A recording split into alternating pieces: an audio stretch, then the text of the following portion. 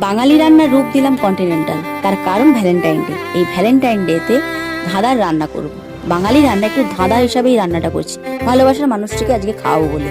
তো কর্নফ্লাওয়ার দিয়ে দিলাম, গ্রেট করা আলু, গ্রেট করা গাজর, পেঁয়াজ, রসুন নিয়েছি, অল্প অল্প করে কর্নফ্লাওয়ার মাখিয়ে নিয়েছি। এরপর রান্নাটা করছি অলিভ অয়েল দিয়ে, আপনারা চাইলে সাদা তেলেও রান্নাটা করতে পারেন।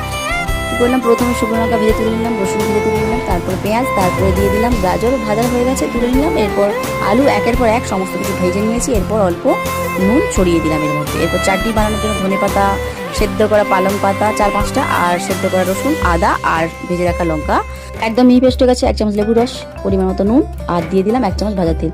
তৈরি হয়ে গেল চাটনি। এরপর শিলের মধ্যে রসুন, কাঁচা লঙ্কা আর পোস্ত বেটে নিলাম। তেলটা অনেকটাই ছিল, তেলটা কমিয়ে দিলাম, দিয়ে আর ছোট ছোট করে কেটে নিয়েছিলাম আদা 1 চামচের মধ্যে দিয়ে দিলাম, আর বেটে রাখা পোস্ত, পরিমাণ মতো নুন আর হলুদ দিয়ে একটু কষিয়ে নিচ্ছি আর কি। একেবারে লালচে মতো যখন হয়ে যাবে, ওর উপর দিয়ে দেবো পেঁয়াজ কলিটা ছোট ছোট করে কেটে নিয়েছি। এরপর গ্যাসটা কিন্তু কমিয়ে দিয়েছি, জলটা ছেড়ে আসছে। এর মধ্যে দিয়ে দেবো রাঙা আলু সেদ্ধ রাঙা আলু দিয়ে কিছুক্ষণ নাড়িয়ে চাড়িয়ে নেবো আর কি। তৈরি হয়ে গেলো। এবার নামিয়ে এরপর কি করব, আসল খেলা, লেয়ার টু লেয়ার বিরিয়ানির মতো দিতে হবে। ভাজা আলু, তারপর দিয়ে দিলাম গাজর, তারপরে পেঁয়াজ, তারপর রসুন, তারপরে ওই তরকারিটা, পেঁয়াজ তরকারিটা দিয়ে দিলাম এর মধ্যে।